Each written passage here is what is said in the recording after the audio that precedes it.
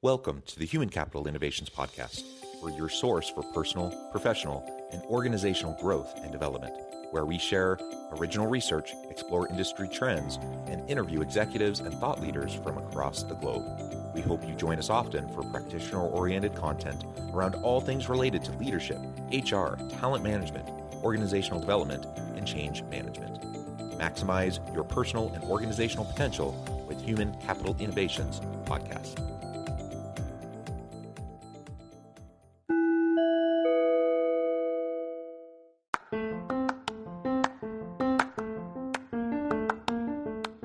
If you enjoy the Human Capital Innovations Podcast, enjoy ad-free listening by going to the Patreon page, and please consider contributing even at the producer or sponsorship level. And please leave a review. Thank you for your support.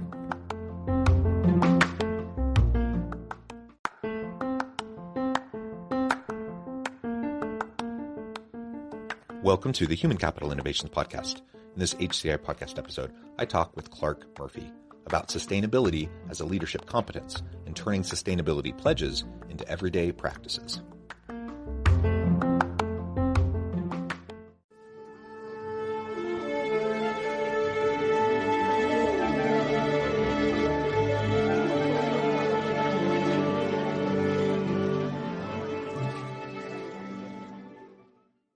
Clark Murphy, welcome to the Human Capital Innovations Podcast. Great to be here. Appreciate you having me here. Yeah, it's great to be with you. We are red frame glass brothers. We were chatting in the pre-interview just how we both have beautiful red frames to our glasses and how we always wanted that as children. And now we have it as adults. When you're an adult, you kind of get to choose and have more say in those types of things. So it's fantastic. You're joining us from New York. I'm south of Salt Lake City in Utah. And today we're not going to be talking about red frame glasses, but we are going to be talking about sustainability as a leadership competence and how we can get beyond just sustainability pledges in organizations. You know, the social desirability of sustainability pledges and kind of that social pressure for organizations to do that. I suppose that's a good thing because that's moving the needle, but we need to get beyond pledges and we need to turn it into actual action and everyday practice within organizations and how we run. So that's what we're going to be talking about together today. As we get started, I wanted to share Clark's bio with everybody. Clark Murphy is the former CEO of Russell Reynolds Associates. He advises the world's top companies on leadership strategies that fuel profitable growth and value for all stakeholders. He is dedicated to helping CEOs and board members embrace sustainability agenda and use their position to solve the greatest social and economic challenges of our time. His work on sustainable leadership has been published by Bloomberg, Wall Street Journal, and the World Economic Forum. Murphy has spoken at the United Nations Global Compact's Leaders Summit and the World Economic Forum's Sustainable Development Impact Summit. His own journey to sustainability began with a near-death experience. A boat he was on nearly collided with a discarded shipping container bobbing in the sea.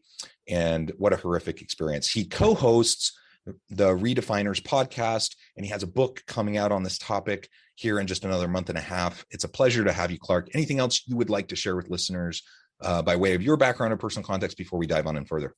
No, this is great. By the way, could you come introduce me to a lot of people around New York City? That was. I'm flattered. I'm like, wow, where'd that come from? So, well researched, John. But no, I'm good to go. This is a topic, a passion of mine, as you could hopefully tell. So, want to dive right in? Yeah, excellent. And we'll just start off by teasing, and I'll let you share just a little bit about your forthcoming book that's set to come out in about 6 weeks on this topic, and then we'll just dive in. Absolutely. So it's called Sustainable Leadership: Lessons of Courage, Grit, and Action by CEOs that want to build a better world.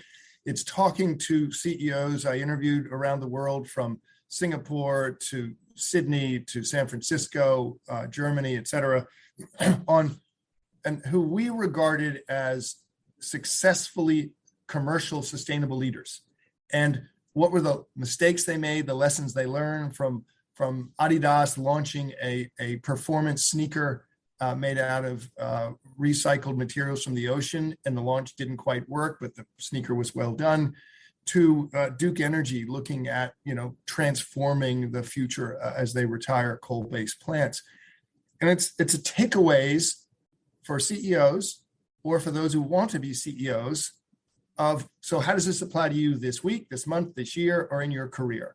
And again, it's And it's talking about people from moonshotters, those who said, we're going to change the world. I'm going to commit. I don't know how I'm going to get there all the way, but if I don't commit, then what am I going to do? To 100%ers, those that need every single fact to be certain before they do anything, which is largely why they never make it to the starting line. And finally, what I call fence sitters.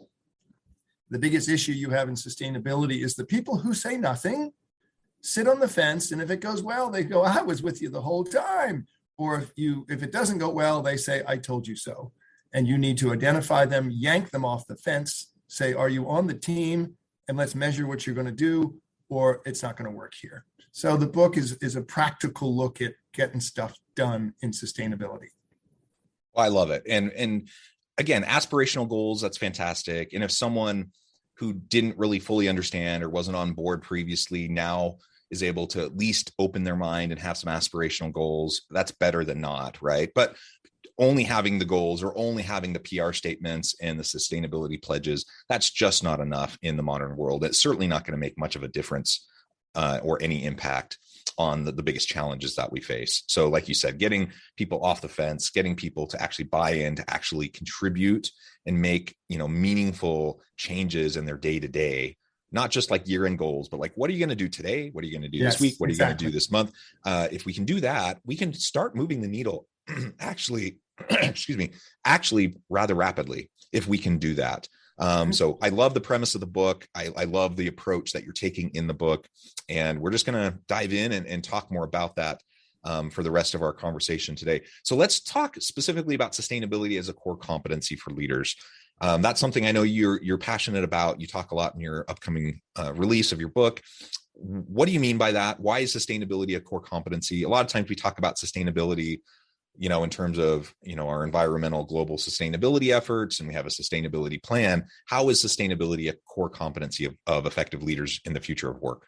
Yeah, we did some research with the United Nations Global Compact. They created the Sustainable Development Goals almost 22 years ago, okay?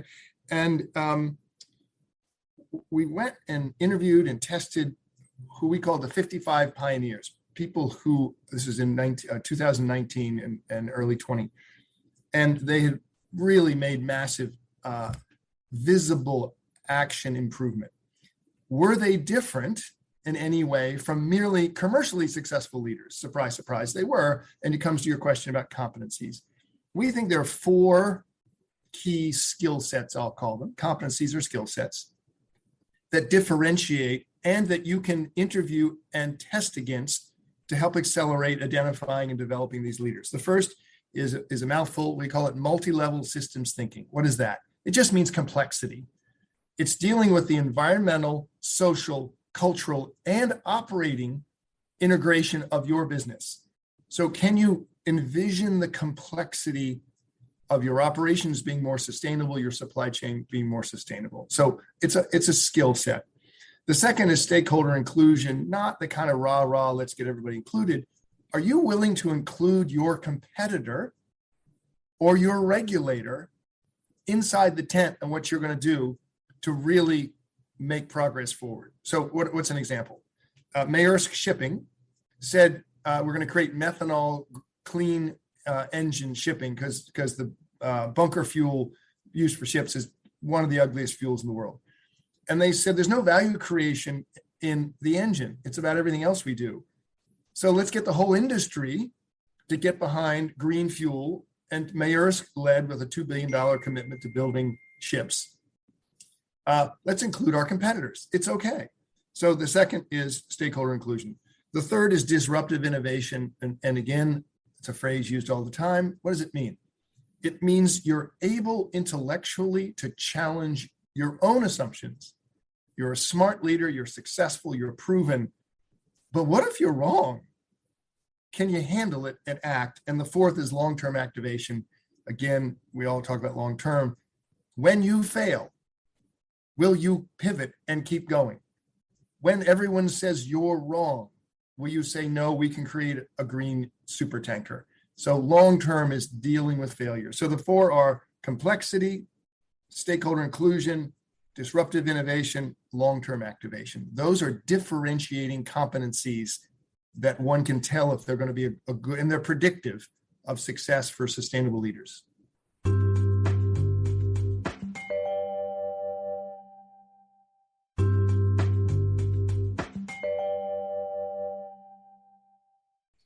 Yeah, I love it. I think all of those are super important. And again, if we want to drive change and have an impact in our leadership with and leveraging our organizations to make a difference in the world around these thorny social, environmental issues and such, then it takes those types of approaches. And I love the point about, am I willing to be intellectually humble enough to admit when I'm wrong and actually try to shift and adapt and be agile and move forward. It's amazing.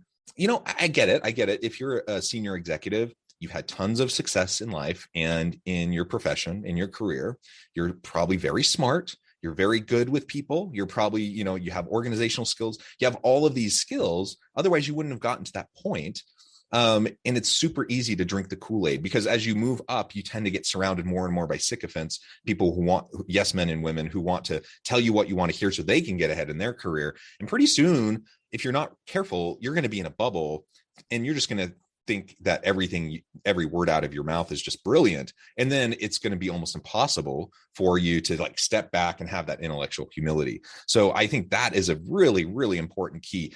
Not even just in relation to this sustainability idea that we're talking about, but just generally, if we can't foster that, we're going to be in big trouble in the long term. I think you nailed it. What I was amazed, having interviewed from all these countries, not in Brazil, the CEO of BP, Heineken, all these companies, a reassuring amount of humility in almost all of them. And I think it's getting at this sustainable leader thing that Henry Timms wrote a book about power, that the days of the hierarchical CEO, I have done this for 30 years, I have all the answers, is gone. Knowledge is compressed, organizations are compressed. The humble executive listens so much better than talks because they're able to pivot. And I have a thesis that I've talked about for a long time, it's in the book as well, called LQ, or the learning quotient. So as a kid, were you smart, IQ? As a growing professional, EQ, can you read people? Are you figuring it out? Now it's LQ. The humble, sustainable executive is learning all the time. That's why they're successful. And they're not afraid to be learning the same information at the same time as the 35-year-old. So they're learning together. And the LQ, often they're learning from, right? Correct, 100%. So I think a company's LQ, how high is the quotient for your company culture? If it's arrogant, it's probably not going to pivot fast enough. And the individual leaders. So the sense of humility and learning, I think, are really tied to sustainable success. Yeah, absolutely. Absolutely. And you've already identified what some of the best companies are doing, a couple examples of what they're getting right.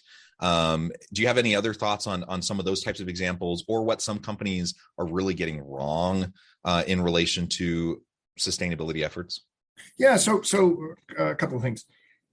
We were shocked. We did some research. We were shocked that a large group of executives, 45% of C-suite leaders, we did a survey around this topic, 11,000 leaders in 9 countries, said that they viewed sustainability as a branding exercise as opposed to an operating exercise. And 21%, it's about value creation. Okay, that's really alarming. If you're focusing on the brand aspect, this is where you started. Pledge, pledge, pledge, pledge, not commitment. But you look at companies like Heineken, who's taken a really hard look at circularity in terms of, the use of water in brewing, the use of delivery trucks, et cetera. They've made huge commitments, and they did it through competition of employees and young leaders saying, give me your best sustainable idea. You're going to come to the headquarters, present the idea, and then we're going to do it. Okay. So they've instantly embedded the sustainable mindset and the commitment deep into the organization. Phenomenal. And to your point earlier, a learning mindset, right? Absolutely. And it's accelerated several people's careers, from Monterrey, Mexico, their largest brewery outside Amsterdam, now working at headquarters. So I think embed deeply, find ways to do that. It's not top down. I think Duke Energy utility, coal-powered plants, dirty, has made huge commitments. They have community engagement in Asheville and Raleigh-Durham, where they said, what do you need? And it was like, we want cleaner buses. We want your cleaner trucks. We want money around education. We want a longer term approach to this. And you're in mountain towns and towns that are deeply driven in North Carolina about sustainable living. And they're like, okay. And they started something called Blue Horizons. I won't go too far into it. That basically said, we'll go community first and get to the new cleaner plant, which they need to build instead of coal later. And then the community in the end was hugely around this. So I think it's just taking that longer term view has been hugely successful. I think the last one would be at picking talent. As a startup steelmaker, there's no dirtier business than steel, H2 Green Steel in Scandinavia. And they're constantly going off site to say, what's the role of this company? And this is about building the future of the world, steel, with clean produced steel. And they're constantly reminding everybody in the company about, let's not lose sight of where we started from. Yeah, great examples. And it gets maybe to my next question. So clearly there's, an environmental and social case for sustainability. We want to do better to create a better world for us, for our children, for our grandchildren. Hopefully people get that vision, they catch it, they want to be a part of that. But again, like we talked about a few times now, it's not just about the sustainability pledges. It's not just about the PR, the branding component, but we got to get beyond that. And there's actually a lot of research that shows that can drive typical metrics of business success for organizations. But then another really important piece of this is the human capital piece, because more and more, especially younger employees, younger individuals in the workforce, younger millennials and Gen Z, they just flat out don't want to work for organizations that aren't sustainable. And so if you want to attract and retain good people, the new crop of talent that's coming out of universities and early career individuals, man, you're going to really need to buy into this in a real way and start making a difference. Otherwise, those people are going to go other places and you're just going to lose out in the war for talent. And then where are you going to be? You're going to be really in a hard place at that point.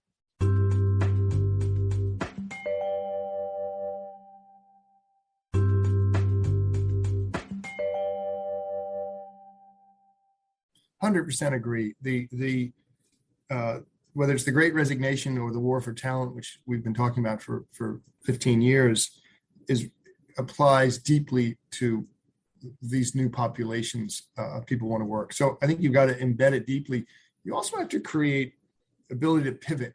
That if we're going to change the processes in the supply chain, how are you reaching in and pulling people and say, those old-fashioned operations, but we want you to come help us be part of creating something new. I think that creates energy and commitment and hope. So it's not only let's retain young people, but let's reinvigorate where we're going through change processes to keep good people who have been in the company for a while. But this talent war is real.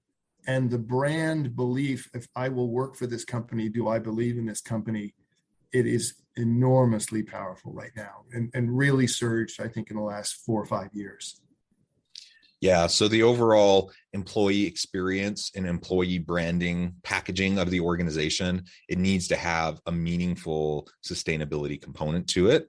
Otherwise, many will vote with their feet and go other places. I know one stat that I saw in the notes, in preparation for the show today, you'd mentioned it, 70% of millennials prefer to work for companies with strong sustainability agendas. Yes. That's a big number, right? We can't ignore a number like that. And my suspicion is, I haven't been tracking this over time, but my suspicion is that number is going to go up as we move forward. So 5 years, 10 years from now, that number may be 75 or 80%. And Gen Zers are also wanting the same thing. So just super, super important. And yeah, we're just going to shoot ourselves in the foot if we don't take these things seriously. So while I would wish that leaders and organizations don't need to have, the bottom line metrics or the employee retention metrics in order to justify doing sustainability in a meaningful way. I would hope that they'd be committed to sustainability anyways.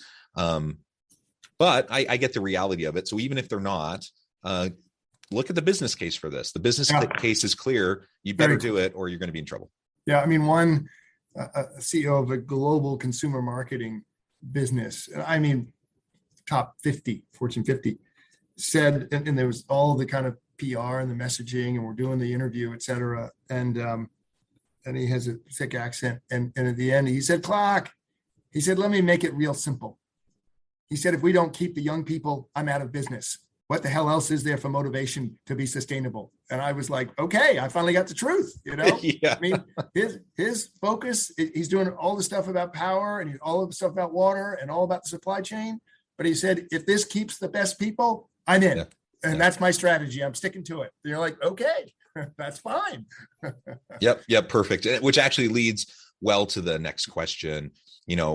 It's not a dichotomy. It's not an either or. You're either profitable or you're sustainable. And that CEO that you were just mentioning, he understood that. He got that. So how do you help leaders to better see that connection and to help drive profitability and sustainability simultaneously? Because it should be, it's not mutually exclusive. It should be mutually reinforcing in our efforts. Yeah. So this is a really, really timely question, because in the last month, as the inflation numbers have come out, the economic numbers of inflation up, economic concern and economies going down, people are like, oh, okay, we can't afford ESG. That was nice. It's all about when you have profits, you do nice things for the world. And I think that's BS.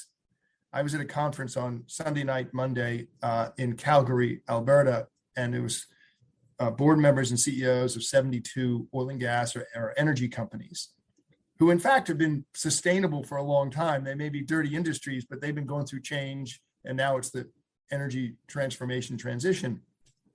And their profits, they get it. Their profits are going to create a greener world.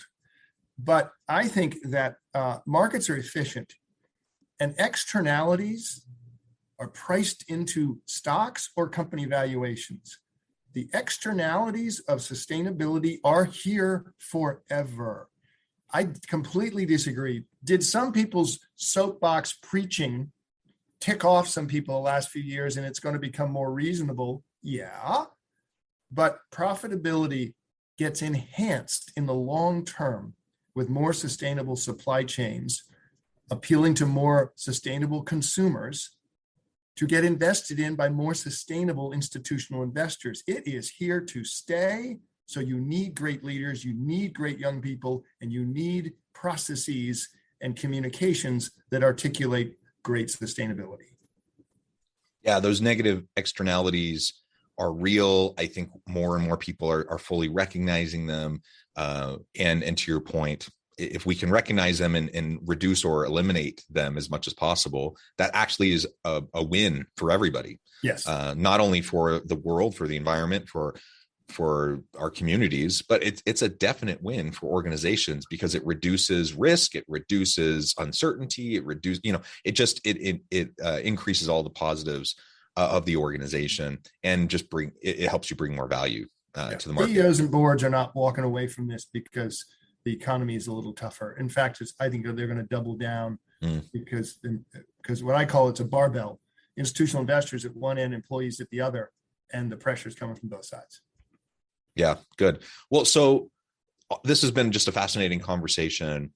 What would you say for anyone listening today? They want to get on board. They want to become a sustainable leader. They want to develop that competency. They want to develop that competency in their people. What are 2 or 3 things that we can start doing today to develop that competency and capability in ourselves and those around us? Yeah, I think, are you willing to challenge yourself and the company or leadership team which you're a part of today?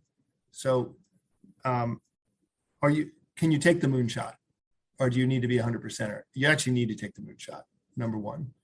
Number two, make sustainability everyone's job. Just like Heineken put it all the way through the whole organization. giving a speech every quarter or a couple of lines in a speech isn't going to do it. How do you drive sustainability into everyone's job? LQ, are you listening and learning? Dealing with ambiguity, which is a competency we test for all the time, has become more and more important basically since the financial crisis, since the pandemic, and now the world we're in. So one way to deal with ambiguity, instead of being afraid of what to do, you need to be excited about learning and listening to know how you pivot in markets, whether it's to what the competitors are doing, what your own employees are saying, your own peers are saying. Listen, learn, and pivot. So I think the LQ is very important. And build from the bench. Go. This book is to drive the identification and development of tens of thousands of sustainable leaders, not hundreds. Who do you know that wants to work on some project that's more sustainable for your operations, which will make you more successful? Identify them. Identify them and engage them. And that will reinvigorate your employee population. They'll be more motivated. They'll produce better stuff. Absolutely. Wonderful. Clark, this has just been a great conversation. We could go on and on, but we're going to pause there for today. You're welcome back anytime to continue. But before we wrap up for today, I just wanted to give you a chance to share with listeners how they can connect with you, find out more about your work, where they can find your book when it's released, and then give us a final word on the topic for today. Yeah, so sustainable leadership at the Russell Reynolds Associates website, easy link to do, or Amazon, sustainable leadership, Clark Murphy. What are you going to do? If you took the time to listen to this podcast, then you care about sustainability. So what's your action? Answer the question yourself. What are you going to do? And take the moonshot. Good luck. We need as many sustainable leaders in the world as we can have. Thanks again, John. Wonderful. Thank you, Clark. It's been a pleasure. I encourage listeners to reach out, get connected, find out more about what Clark can do for you, and check out the book. And as always, I hope everyone can stay healthy and safe, that you can find meaning and purpose at work each and every day. And I hope you all have a great week.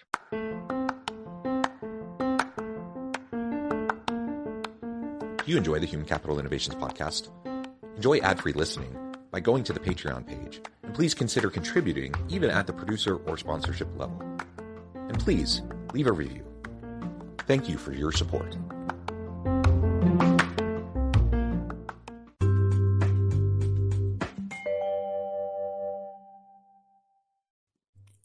Thanks again for joining us for this episode of the Human Capital Innovations Podcast. I hope you stay healthy and safe and that you have a great week.